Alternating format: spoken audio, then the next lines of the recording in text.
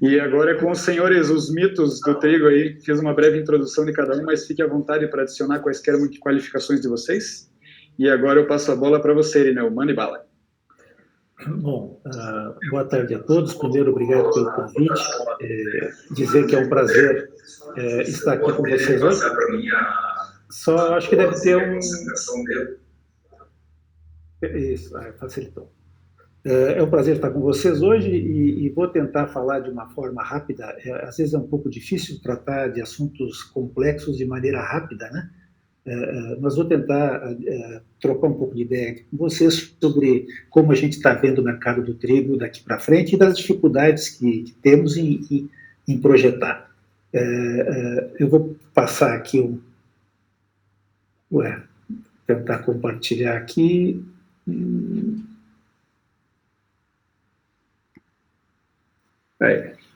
Aí, agora foi. Bom, para aqueles que não me conhecem, meu nome é Irineu Pedrolo, eu tenho trabalho com J. Macedo, uma empresa moageira tradicional do país já há 30 anos. Há 5 anos eu fiz um contrato de parceria com eles e depois de muitos anos como executivo, hoje eu sou o executivo terceirizado de compras deles, então eu faço todo o abastecimento da companhia. Sou também, os amigos da Agros aí presentes me ajudam bastante nisso, sou também produtor rural no município de Erebango, ao lado de Erechim, no Rio Grande do Sul.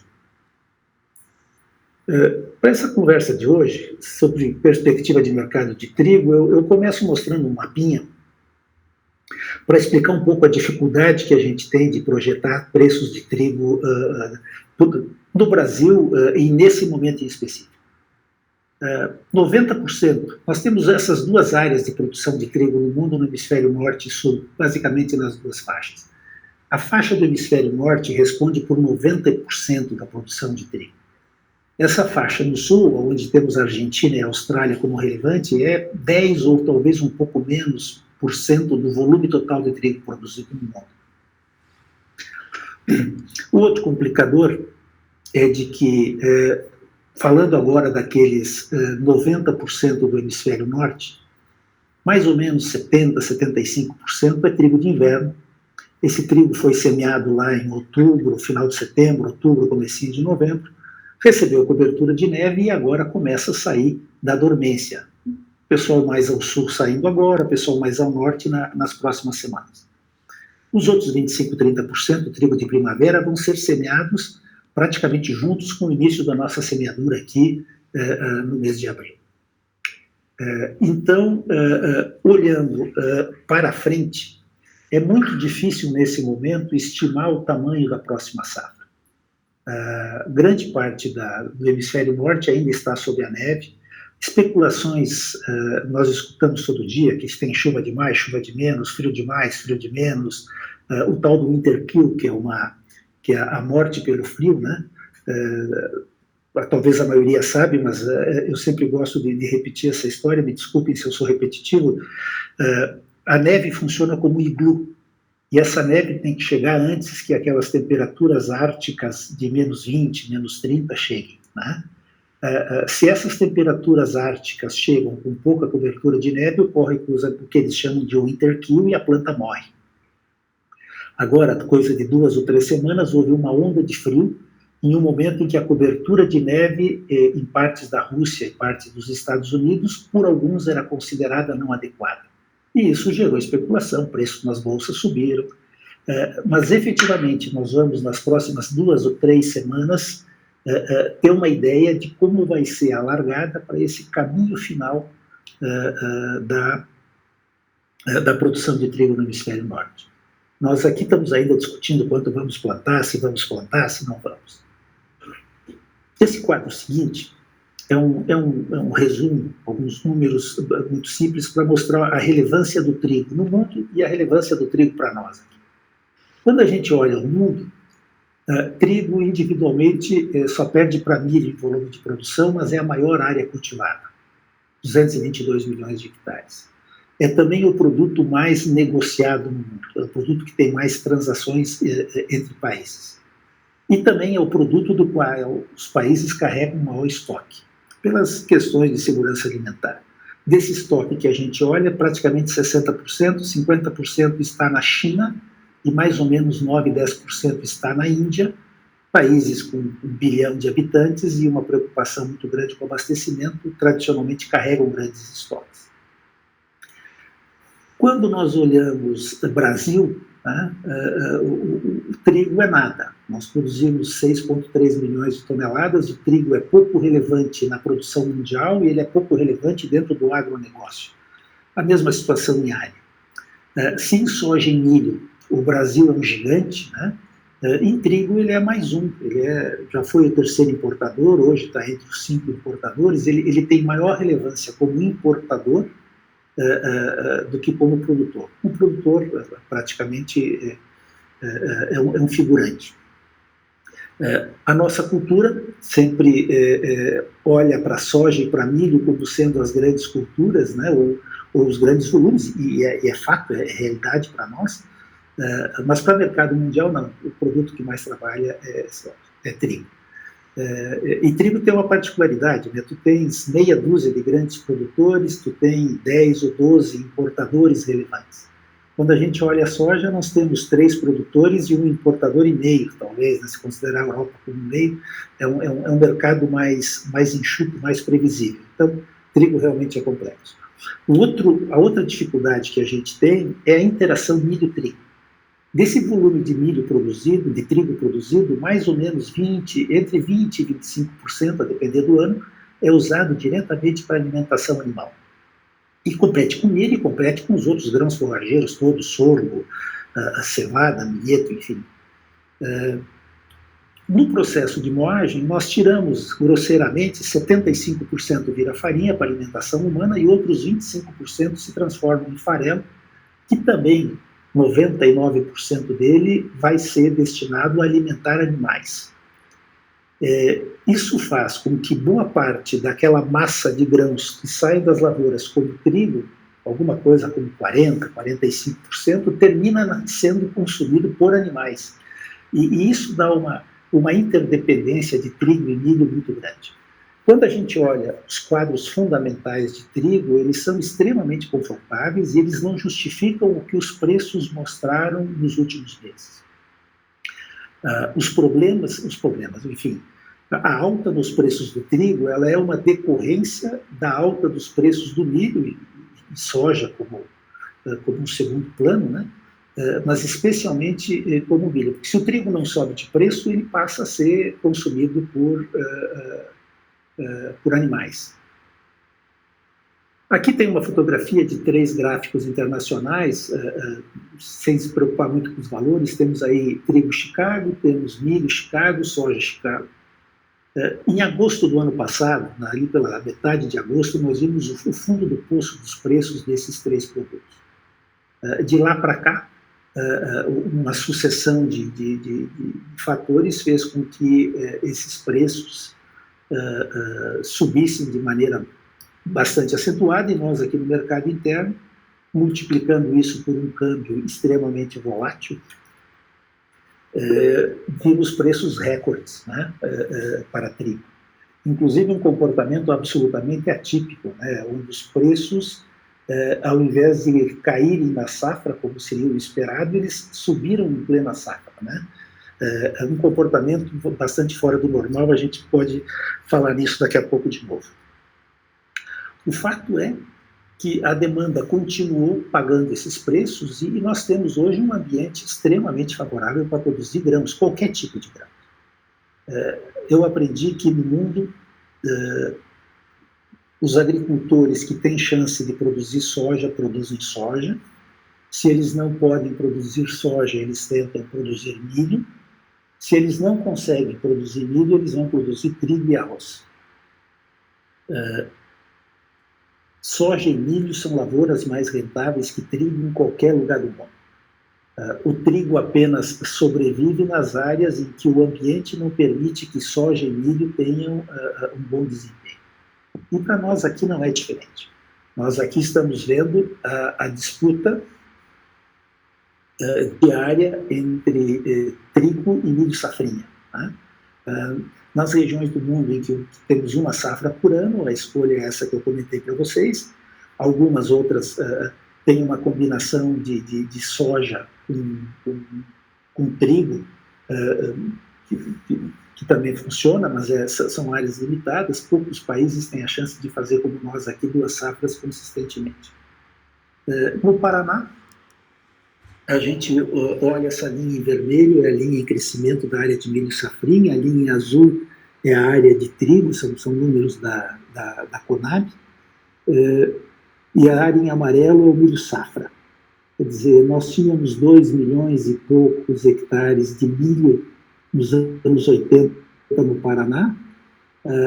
Essa área cresceu, só que ela trocou de estação. Ela saiu do verão, e foi para o inverno. A área de trigo, bastante irregular. Teve aquele 1986, foi o ano em que nós vendemos trigo a $400. Eu me lembro, naquele ano, acho que foi a minha primeira safra como gerente de uma unidade de recebimento. O pessoal da Agnes aí conhece bem, Jacutinga. E todo mundo me dizia que ia ser uma safra pequena, e foi o meu batismo de fogo, né? Porque era fila de 24 horas na porta da unidade, aquele caos. Saiu o trigo, ninguém sabia de onde. Mas foi impulsionado por um preço irreal na época, né? O governo era o único comprador, pagou $400. Com a privatização, essa área caiu e ela se mantém ao redor de 1 milhão e poucos mil hectares, perdendo espaço para o milho constantemente. Quando a gente olha a situação do Rio Grande do Sul, nós vemos um crescimento exponencial da soja. A soja vai para 6 milhões de hectares, a área de milho cai, e a área de trigo se mantém ao redor de 1 milhão de hectares. Eu sempre me pergunto por que o Rio Grande do Sul não produz. Eu entendo porque o Paraná não produz mais trigo, tendo a opção do milho. Eu não entendo por que o Rio Grande do Sul não produz mais trigo, não tendo a opção do milho, preferindo deixar áreas em pousio do que fazer lavoura. E parte disso decorre de uma diferença fundamental, né? O trigo teve no passado muita dificuldade por questões de qualidade, graças a Deus resolvidas. Hoje nós não falamos mais em problema de qualidade. Rio Grande do Sul, Paraná, Santa Catarina tem materiais que atendem a todas as necessidades. Sempre vem um pouco de trigo importado por uma questão de peculiaridades de qualidade, mas não mais aquela deficiência violenta que a gente tinha lá. Mas todas as vezes em que nós temos uma safra um pouco maior, nos últimos anos, é verdade, não temos enfrentado isso, há uma falta de liquidez, uma dificuldade de comercialização muito grande para trigo. E eu, há alguns anos, defendo de que isso só será resolvido quando o trigo passar a ser exportado. A indústria moageira nacional não tem caixa e não tem condições de dar liquidez para o potencial de trigo que o Brasil tem para a produção. Eu imagino que o Rio Grande deveria produzir 2 milhões de hectares, que o Paraná não deveria ter menos de 1,5 milhão de hectares, temos São Paulo, temos Minas produzindo. Não há, com os materiais que temos hoje, com produtividades de 3,5 toneladas, pensando em grandes médias, sem entrar na discussão das lavouras de ponta, produzindo acima de 4 toneladas, a indústria moageira não consegue dar liquidez. Apenas a exportação vai viabilizar esse crescimento.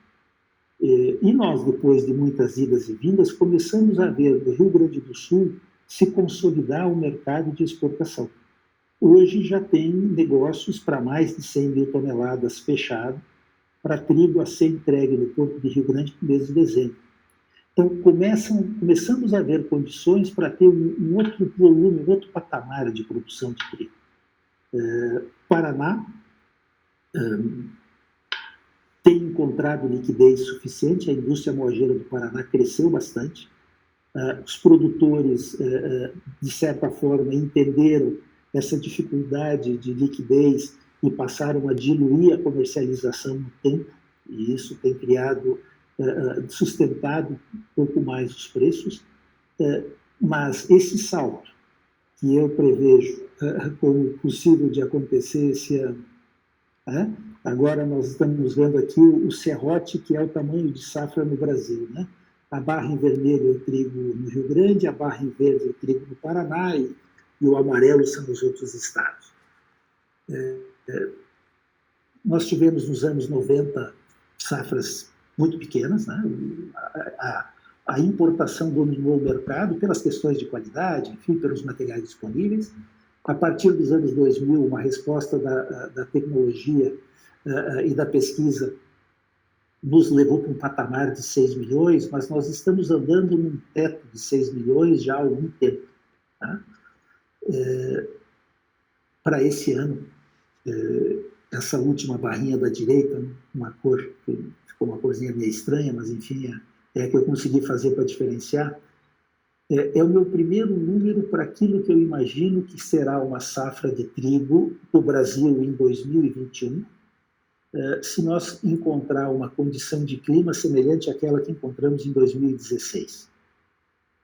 Nós temos hoje potencial para mais de 8 milhões de toneladas de trigo. E com uma safra desse tamanho, só exportação dará liquidez. Tá? É claro que é muito cedo, nós ainda não temos as lavouras implantadas, ainda há muita dúvida sobre o tamanho da área, sobre quanto milho o Paraná vai conseguir plantar, sobre que parte dessa área de milho poderia vir a migrar, mas o Rio Grande do Sul sinaliza um aumento, que eu ainda acho que é modesto, já começam a falar em 1.200.000, 1.300.000 hectares, e se nós olhar para esse gráfico, é mais ou menos o que se conseguiu nos últimos, como máximo de trigo nesses últimos 30 anos, né, 35 anos. De novo, eu acho que o nosso patamar está aqui, nós deveríamos passar, o Rio Grande do Sul deveria chegar próximo a 2 milhões de hectares. Mas a situação está boa para produzir trigo no Brasil, mas ela também está boa para produzir trigo na Argentina. Apesar de que a Argentina agora volta a ter, no comando da nação, os maiores incentivadores da produção de trigo no Brasil, no Uruguai e no Paraguai, né? Que é a família Kirchner. Todo triticultor deveria ter um quadro em casa com o Nestor e a Cristina Kirchner, né? E toda vez que fosse plantar trigo, fazer uma homenagem a eles, porque não fosse a ação massacrante que eles tiveram sobre a agricultura argentina nesses anos 2000, né, 2000, na metade de 2000, entre 2010, entre 2005 e 2010, 11, não mais, em 2015, perdão, entre 2005 e 2015, eles permitiram que o trigo se desenvolvesse no Brasil de uma forma que seria impossível. Eu me lembro que em 2013 e 2014, nós fazíamos a cada 90 dias um navio de trigo de Rio Grande para o Nordeste, sem necessidade de nenhuma intervenção de governo, simplesmente porque não existia trigo argentino para exportação. Eles proibiram a exportação para o Brasil, ou a gente comprava americano e canadense, ou comprava trigo nacional. Esse pessoal voltou e isso pode criar alguma dificuldade de produção na Argentina. Mas o caminho natural da Argentina é seguir para 25 milhões de toneladas de produção. Essa combinação soja-milho é muito rentável para eles. Com esses preços internacionais que a gente está vendo hoje, acima de $250, a rentabilidade é estimulante, né? Então, se nós tivermos uma boa condição de clima, essa safra passada não fosse a seca que afetou a Argentina, nós já teríamos uma safra maior de 20 milhões. Foi muito seco, eles perderam muita produção, apenas a província de Buenos Aires, que é mais ou menos 55% da produção da Argentina, teve uma condição favorável. Mas Entre Rios, Santa Fé e Córdoba, que são importantes, a quebra foi realmente muito pesada. Mas a Argentina ainda assim vai colher entre 17,5 e 18 milhões de toneladas, que é uma safra boa, mas o potencial dela é maior. Então, hoje, dia 10 de março, se nós daqui até o final do ano tivermos uma condição de clima normal, nós provavelmente veremos a produção recorde de trigo no Mercosul. Tem um ditado antigo do mercado que fala que nada melhor do que para corrigir preço alto do que preço alto. E nada melhor para corrigir preço baixo do que mais preço baixo. Em algum momento nós vamos ver essa curva de alta estabilizar e reverter. Ela vai depender de uma combinação de boas condições de clima. Por outro lado, se nós encontrar nos meses de abril e maio uma dificuldade qualquer na implantação da safra de verão americana, independente do que aconteça com a safra de trigo, o céu é limite para preço de produto agrícola. Né? Os estoques de soja e milho estão ajustados, a demanda segue firme, enfim. O abastecimento mundial de grãos depende de um clima favorável nesses próximos 10 meses aí que a gente tem pela frente. Eu fiz aqui 2 gráficos, propositalmente tirei números. No quadro de cima da esquerda, a linha em cor essa, eu devia ter trocado essa cor, não é bem vermelho, é um cor de vinho, né? Ela mostra o comportamento dos preços do trigo em 2020, preços médios mensais. E a linha em azul mostra aquilo que é uma curva média dos 5 anos anteriores. Então, é muito lógico, nós temos período de safra, os preços caem, na entre-safra os preços sobem. Né? O ano passado, a gente viu, tudo corria dentro da normalidade, claro, num patamar superior, pela combinação de preços internacionais em dólar, mas o comportamento dos preços era dentro do esperado, até que em setembro a curva inverteu. Aquela esperada baixa, né? Que não seria nos níveis anteriores, obviamente, como falei, por dólar e cotação, ela inverteu e nós tivemos um fato que é raro, de ver preços em alta em plena safra e a segunda maior safra de trigo da história do Brasil. Não é que é uma safra pequena ou uma safra frustrante. Decorrente daqueles problemas de preços internacionais e da forte demanda por milho. Quando a gente olha no quadrinho da direita, nós temos em azul o que seria uma curva esperada de preços normal para preços de trigo na Argentina, agora aqui em dólares por tonelada, o preço do Paraná em reais por tonelada. A linha verde mostra o que foram os preços no ano passado. Essa linha roxa mostra como se comportam os preços de maneira normal no hemisfério norte. Então, a linha roxa e a linha azul seriam os comportamentos normais de preço. Né? Quando nós colhemos nossa safra aqui no Brasil, principalmente no Rio Grande do Sul, nós temos a Argentina vendendo o trigo mais barato do mundo. E ela permanece vendendo esse trigo barato no mês de dezembro, no mês de janeiro, no mês de fevereiro, no mês de março. É muito difícil concorrer contra isso. Porque a Argentina, nesses 3 ou 4 meses, ela tem que aproveitar a entre-safra do hemisfério norte, escoar, usar sua capacidade portuária para, entre aspas, limpar seus silos, né? Abrindo espaço para a safra de soja e milho que vem na sequência. Enfim, a linha azul e a linha lilás mostram o que seria um comportamento padrão, né? O esperar. Todas as vezes que alguém faz uma projeção, ele acaba projetando dentro dessas curvas.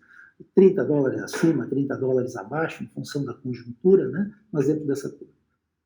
A linha verde mostra o que aconteceu no ano passado, então, também uma linha anormal de preços em dólar, e a linha vermelha mostra como nós estamos hoje.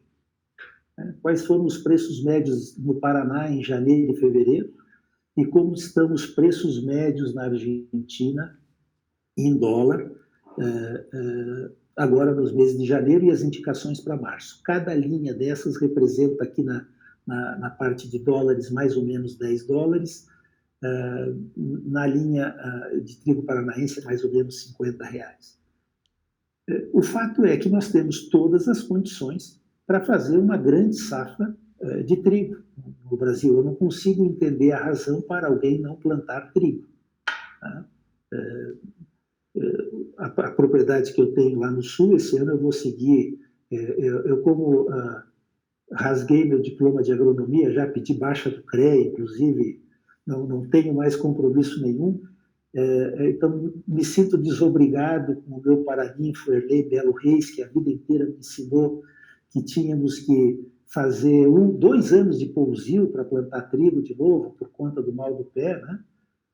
Olhando o preço de 1 hectare de terra, olhando o preço do trigo, e depois de conversar com os amigos aí do Paraná que plantam trigo sobre trigo há muitos anos, eu disse, olha, minha terra não fica mais parada não, eu vou plantar trigo no inverno. O pior negócio que eu faço, se bem que esse ano foi um espetáculo, né? O pior negócio é o milho, que para nós no Rio Grande não permite fazer 2 safras rentáveis no ano, né? A segunda safra é de muito risco. Mas a combinação soja-milho deveria levar a um aumento de área muito importante, que se acontecer vai depender de exportação, porque senão lá no final do ano a gente pode ter uma reversão de preços, né? Difícil falar em valores. Eu estou errando o preço de trigo há uns 5 meses, pelo menos, quando eu olhava essa curva, quando eu esperava que o mercado fizesse essa curva de preços no Paraná, e me recordo que me ofereceram um lote de 30 mil toneladas a R$ 1.200, e eu na época estava comprando a 1.150, disse, não tem por que comprar, esse preço vai vir, eu achava que não baixava de 1.000, mas achava que os 1.150 não sustentavam. Alguém pagou os 1.200, no dia seguinte era 1.250, na sexta-feira era 1.300, na segunda 1.450, e o trigo no Paraná, no mês de setembro, outubro, subiu de 50 em 50 reais. Tá? É difícil prever uma situação como essa, ou que uma situação como essa vá se repetir. Eu sou sempre bastante conservador, e tendo a achar que nós, em algum momento, vamos voltar a ter esses comportamentos normais das curvas de preço. O bom da história é que o nosso nível está lá em cima, né? Estamos trabalhando num nível de preço bem maior do que trabalhávamos nos anos anteriores. O Paraná, enfim, a região de Ponta Grossa, Tibagi, Arapoti, já descobriu o trigo há mais tempo e tem aproveitado bem as oportunidades. O Rio Grande do Sul, eu acho que poderia aproveitá-las melhor, como o sudoeste do Paraná também, né? Que muitas vezes acabam esquecendo o trigo como uma opção rentável. Enfim, os comentários que eu tinha para fazer para vocês eram esses. Se houver alguma pergunta, enfim, algum comentário, fico à disposição. Excelente, Irineu. Muito obrigado. Teve uma pessoa aqui, o Máximo, que foi o corajoso, que mandou uma pergunta para nós aqui. Qual é a influência do dólar no preço do trigo? Existem 2 maneiras de fazer a conta, né? Uma coisa é quando alguém é exportador e a outra é quando é importador. O mercado exportador, ele desconta todos os custos logísticos até o interior, tá? Mas ele precifica dólar no dia a dia. Então, o preço da soja, o preço do milho em Paranaguá ou em Rio Grande é uma formulazinha matemática muito simples, que é cotação de Chicago mais prêmio, multiplica pelo câmbio e esse preço muda todo dia ou muda várias vezes durante o dia. Mercados importadores e mercados que não operam tão ligados à bolsa, nós somos vinculados ao movimento de preços de bolsa, mas não com a mesma intensidade, com a mesma instantaneidade de que esses mercados exportadores de soja e milho são. No longo termo, o dólar vai guiar os preços como guiou ano passado, né? Mas não é uma precificação diária. Por exemplo, agora nós saímos de dólar de 5,50, 5,60, bateu 5,85 ontem, né? Em todas as projeções, em todas as comparações que eu faço aqui para estabelecer os preços que vamos praticar, a gente não usa esses preços instantaneamente. nós hoje consideramos dólar como entre 5,50 e 5,60, tanto para projetar custos do importado, como para fazer a paridade com o trigo nacional. E quando fazemos essa conta, e quando olhamos preços internacionais, até julho, não tem nada que mostre que isso vai mudar, né? Nós deveríamos seguir esse patamar sustentado até lá. Seria uma surpresa muito grande se houvesse uma mudança de patamar de preço desses valores reais que a gente está vendo hoje. Perfeito. Irineu, você não acha que é um pouco assustador pensar que o trigo está, né, nessa perspectiva de preço aí, com a cotação do dólar do jeito que está, que imagino que para a ponta compradora deve ser bem assustador? Nós estamos enfrentando, já desde dezembro, uma retração de consumo e, infelizmente, a indústria moageira e a indústria de massa, enfim, a cadeia do trigo, massa, biscoito, padaria, ela carece de informação estatística confiável. A gente trabalha muito sobre impressões e informações pontuais que acabam sendo extrapoladas e generalizadas, o que é perigoso. Mas a gente tem muito tempo no setor, temos muitos amigos, tanto no segmento de panificação, indústria, como em concorrentes, que a gente acaba trocando impressões de mercado, e é geral o sentimento de que desde dezembro as demandas todas estão retraídas. Isso explica, em parte, porque os preços de trigo nacional no Rio Grande e no Paraná estabilizaram, mesmo quando todas as projeções mostram que nós não temos trigo suficiente para fazer a ponte até a safra nova. Tá? E quando fazemos as projeções de importar trigo em maio para abastecer, por exemplo, nós temos uma unidade em Londrina, temos uma unidade em Campo Mourão, temos todo aquele contrafrete do porto até o interior, né? Salvador e Fortaleza são dois moinhos ligados ao porto, então lá a conversa é diferente. Todas as contas que a gente faz, elas mostram que é muito interessante comprar trigo agora e carregar estoque. Mas isso exige silo e exige caixa para você comprar, pagar e carregar, né? Nos valores atuais, isso em algum momento limita a ação de todas as empresas, né? Eu, como produtor, eu estou carregando meu estoque lá. Eu, como produtor, não vendi.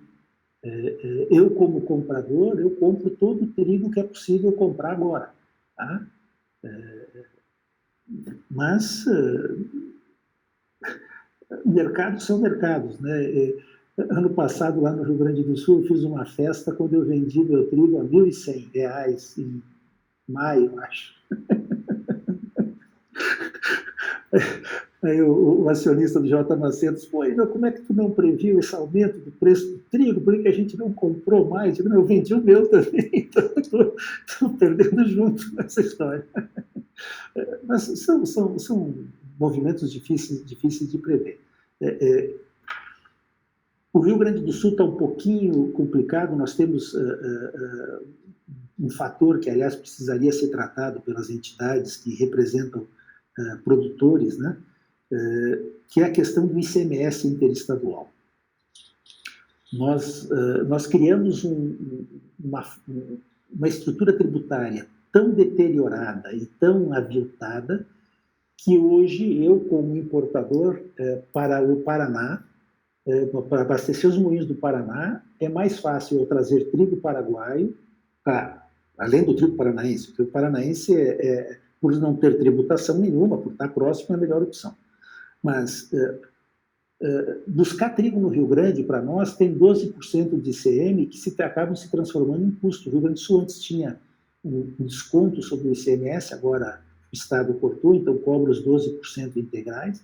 Nós temos uma pequena unidade em Minas Gerais que poderia levar trigo do Paraná, mas o trigo, quando entra em Minas, o crédito de ICM não é considerado, então também tem uma sobrecarga de 12%, e aí cria uma situação esdrúxula de que a gente pega trigo paraguaio, Ele passa pelo Paraná, passa por São Paulo, não paga ICMS, chega em Varginha, mais competitivo do que carregar um trigo no norte do Paraná e levar para Minas Gerais. No Rio Grande do Sul tem uma outra distorção que é absurda, eu não sei como ela é tolerada, de que quando uma cooperativa ou um comerciante vende trigo para um moinho, o ICMS é diferido. Mas se ele for vender para um outro comerciante ou para uma trade, ele é obrigado a tributar esse trigo. Só que quando a trading for revender o trigo para o moinho, ela não consegue repassar mais o ICMS. Então, isso cria um cartel de que no Rio Grande do Sul o produtor ou exporta, ou ele vende para o moinho local.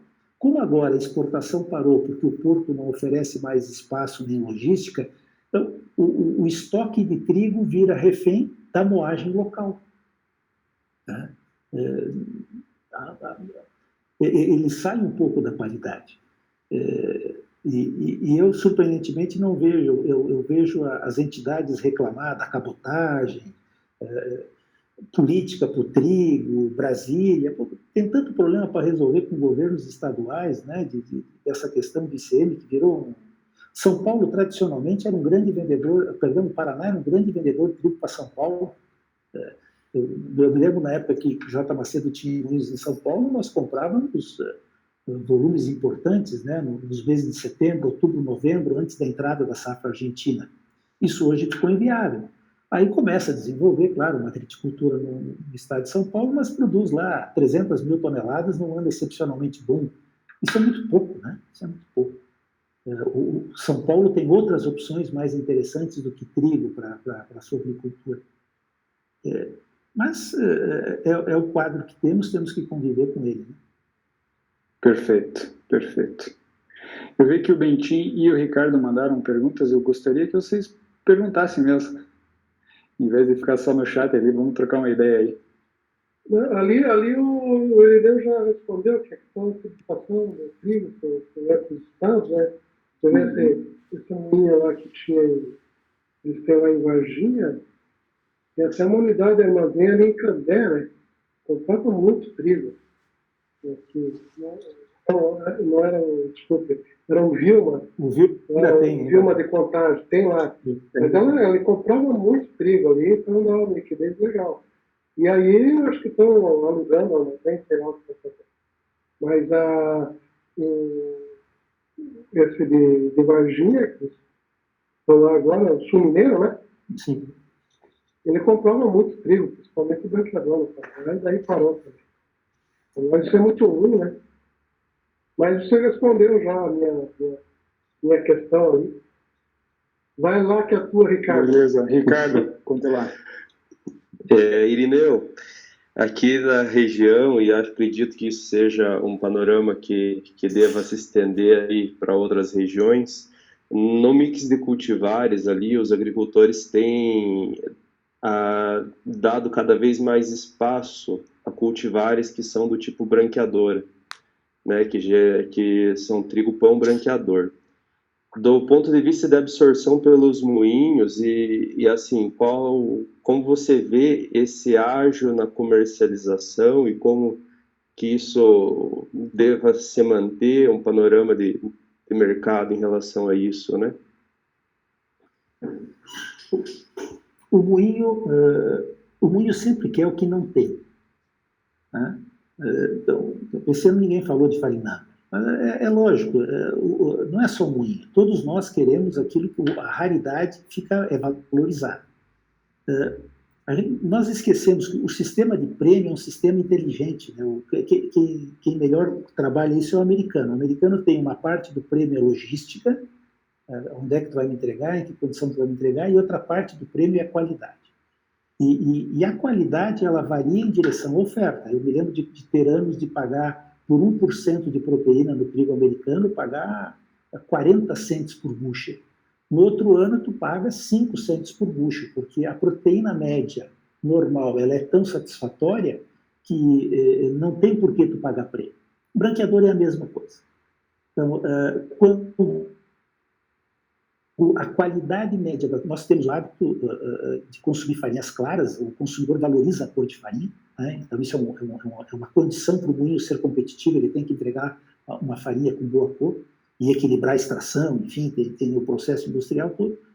Quando a média dos trigos são escuros, o branqueador é valorizado, e eu me recordo que quando pagávamos 800, 900 reais a tonelada, chegamos a pagar mais de 100 de ágio por trigos branqueadores num ano em que o clima não correu muito bem e a qualidade média, a cor média era mais baixa. Também tínhamos uma oferta pequena de trigos branqueadores, era o Supera, era o Marfim, trigos que tinham limitações de uso, problemas agronômicos, né?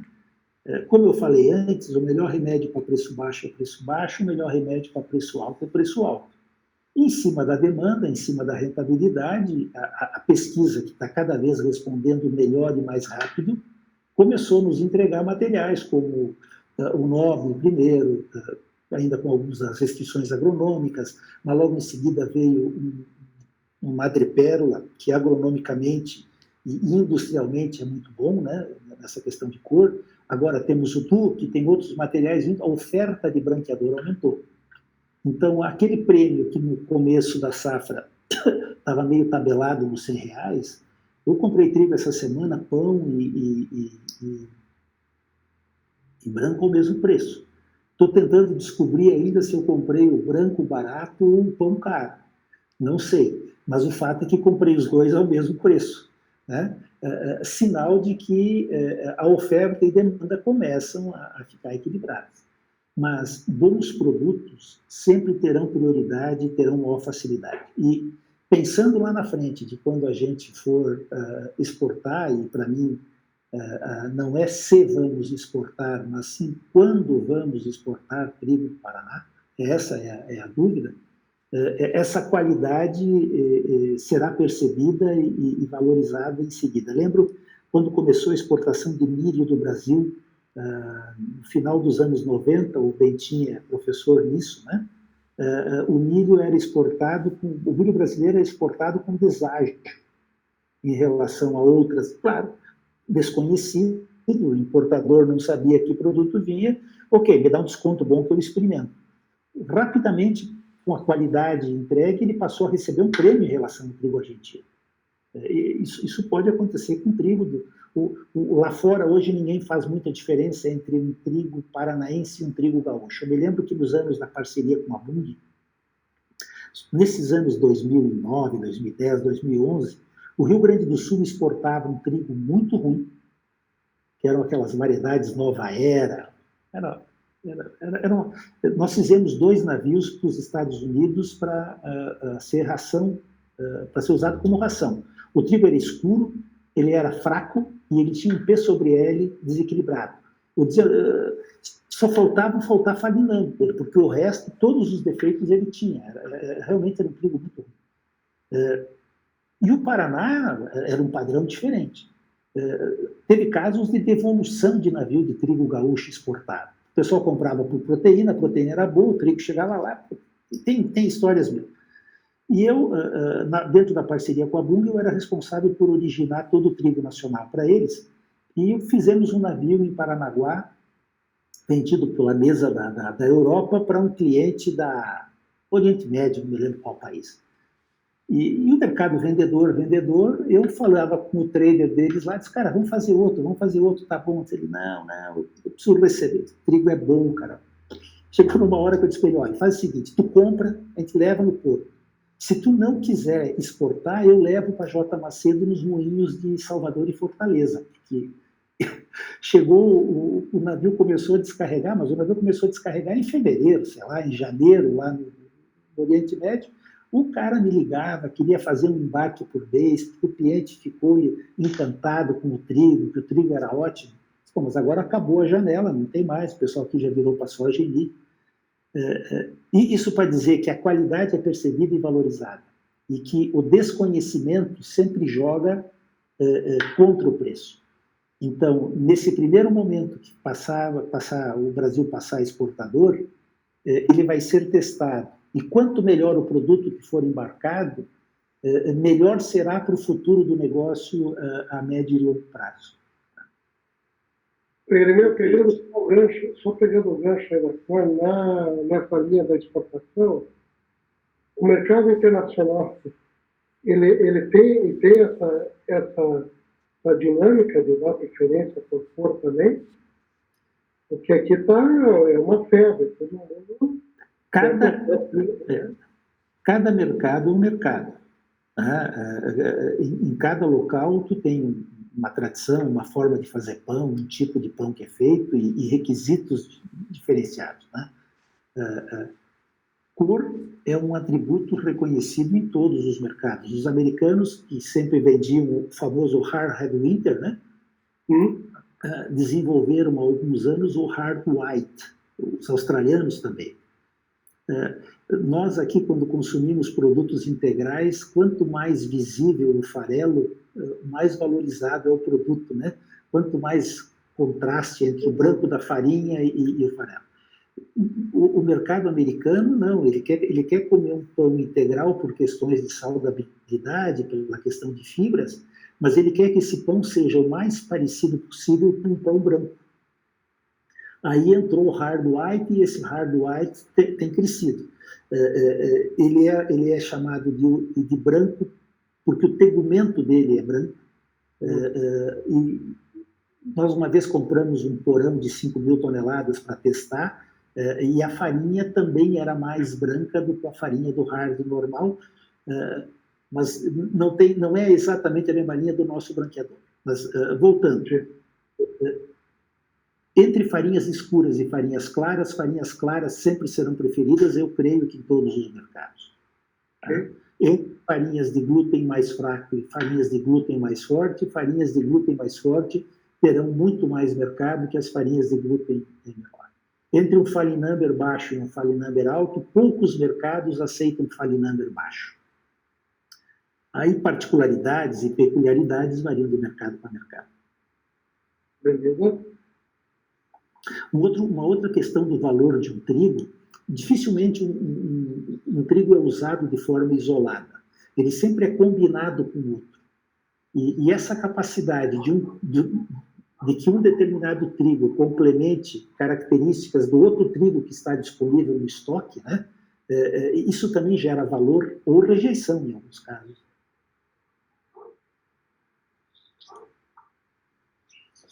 Perfeito.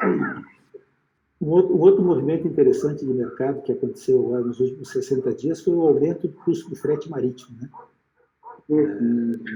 Isso penaliza as exportações, torna tudo mais caro, penaliza as importações de fertilizantes, o fertilizante vai ser mais caro.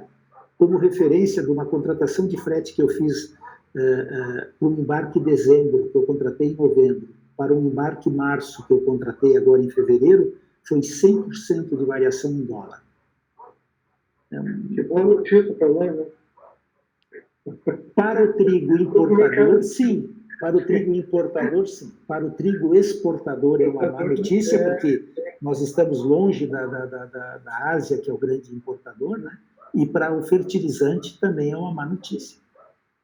Ali a questão, já que eu quero perguntar, o Tuca está seguindo uma linha ali da rastreabilidade e da segurança alimentar. Quando nós conseguimos fazer um piloto ali e dizer o que nós estamos usando em termos de herbicida, etc., para atender o requisito da norma lá da ISO 22000.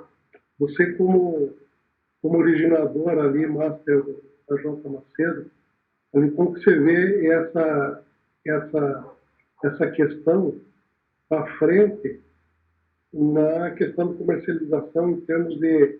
Você daria... A pergunta é bem objetiva. Se você tiver um trigo rastreado com os princípios ativos que foi utilizado na lavoura e um trigo não rastreado, e você só vai poder comprar um lote dele, você daria, logicamente, preferência no trigo rastreado ou isso não conta? Não, conta sim. Nós temos... É que como a oferta ainda é muito pequena, Bentinho, o moinho de Londrina é certificado 22.000, o moinho de Fortaleza é e a fábrica de massas de São José dos Campos. O moinho de Salvador ainda não tem a certificação e o moinho de Campo Mourão também não. Mas os certificados nós temos todo um roteiro a cumprir, então a unidade assume o custo por amostragens e fazendo essas análises de resíduos, enfim, mantendo lá a documentação histórica. Se nós quiséssemos, no primeiro momento, até se pensou, quando foram implantar a certificação, de transferir isso para o produtor, e eu disse, olha, nós vamos ficar sem opção, ainda é um mercado incipiente, é um mercado que está começando a se desenvolver, mas não tenho dúvida que é o futuro. Eu completei agora, em fevereiro, 30 anos como abastecedor de moinhos, né?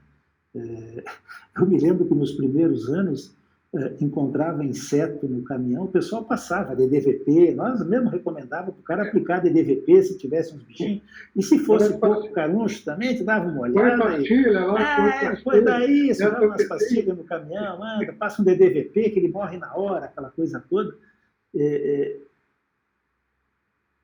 Isso para dizer de que os requisitos, tanto da qualidade como uso, né, da qualidade percebida pelo consumidor, como da qualidade sanitária da segurança alimentar, eles são crescentes e irreversíveis. Nós hoje, quando embarcamos um navio no exterior, nós temos alguns parâmetros contratuais, mas nós fazemos mais 7 ou 8 análises de material pesado, de microtoxinas, que infelizmente não conseguimos ainda colocar no contrato, mas em algum momento vamos colocar. Dos trigos recebidos no moinho, periodicamente são feitas amostragens. Os principais fornecedores, aqueles que regularmente nos abastecem, têm uma regra lá de período. Isso é crescente, isso veio para ficar, não volta. Micotoxina vai ser cada vez mais relevante. Esse problema de giberela, um ano úmido, ainda nós vamos ter da mesma forma que eu imagino que nós vamos ter um ano de clima ideal e vamos colher mais de 8 milhões de toneladas, em algum momento nós vamos ter um problema de giberela e uma safra de trigo sem saber o que fazer com ela, porque a legislação não permitirá ser usada. Esse é outro problema. Tudo bem. Cada vez mais difícil. Perfeito. Irineu, já são 4h20 agora, estamos chegando no final da nossa conversa aqui. Eu queria, se ninguém mais tiver alguma pergunta que quiser tirar dúvida, eu queria fazer uma pergunta para você. Sabendo que os fatores que compõem o preço do trigo hoje estão, né, extremamente voláteis, que existe até então um custo Brasil aí que está impedindo que a gente se torne exportador e, né, que facilite a liquidez, que tire esse engessado, assim, que outros argumentos existem para o produtor começar a plantar trigo no inverno para realmente aumentar a quantidade de área no Paraná, no Rio Grande do Sul? O que você daria para ele, além dos preços estarem, né, em patamares nunca antes vistos? Olha, a primeira questão é a questão de produtividade, né? Quando a gente rompeu as 3 toneladas, não existe forma de... Nós produzimos trigo numa área marginal de produção de trigo. Nós não somos lá o estado do Kansas ou a região de Necochea, na Argentina, que o trigo nasce quase que naturalmente, né? Nós precisamos de muita técnica e todos aqui conhecem bem a história de como se construiu esse conhecimento e essa condição de produzir trigo. Nós temos um risco maior? Sim, temos, tanto por seca como chuva na colheita, enfim. Mas a condição primeira foi conseguir quebrar esse... No tempo que nós produzíamos 2.500, 1.800, 2.500, 2.900 quilos por hectare, não tem conta que feche. Agora não, eu fechei ano na minha propriedade com 5 toneladas por hectare de média. Foi um ano só, mas os outros todos, os piores, passaram a ser 3.600, aquilo que há bem pouco tempo atrás era o melhor. Quando nós entramos nessa faixa de produtividade, o trigo é rentável. Para quem tem chance de produzir milho safrinha, é outra conversa, é outra história. Mas eu tenho dificuldade em entender que alguém deixe uma terra parada não sei, para mim a conta não fecha. Do ponto de vista de fluxo de caixa, do ponto de vista da cultura subsequente, sem falar das oportunidades de mercado que a gente começa a ver com uma frequência cada vez maior em trigo, e à medida em que o mundo começa a comer mais carne, né, cada vez que um chinês, um tailandês, lá, um indiano resolve comer 100 graminha de frango, ele deixa de comer 50 gramas de grão e aquele frango precisa de 250 gramas de grão para ir para a mesa dele, né? E isso é uma tendência, nós vamos ter... A demanda é muito consistente. Eu vejo como cada vez mais favoráveis as condições de produção. Nós melhorando tecnicamente, tá? E os preços internacionais sustentados. Eu devolvo a pergunta, por que não plantar? Por que não semear trigo? De fato, oportunidades de negócio, saber que hoje em dia existem cultivares cada vez mais adaptadas, seja em questão de resistência a doenças, seja a produtividade, seja a precocidade. Então, acho que tem de tudo aí para o produtor que ainda não planta trigo ou que está pensando em aumentar a área de trigo, realmente, né, agarrar a oportunidade aí e aumentar a área.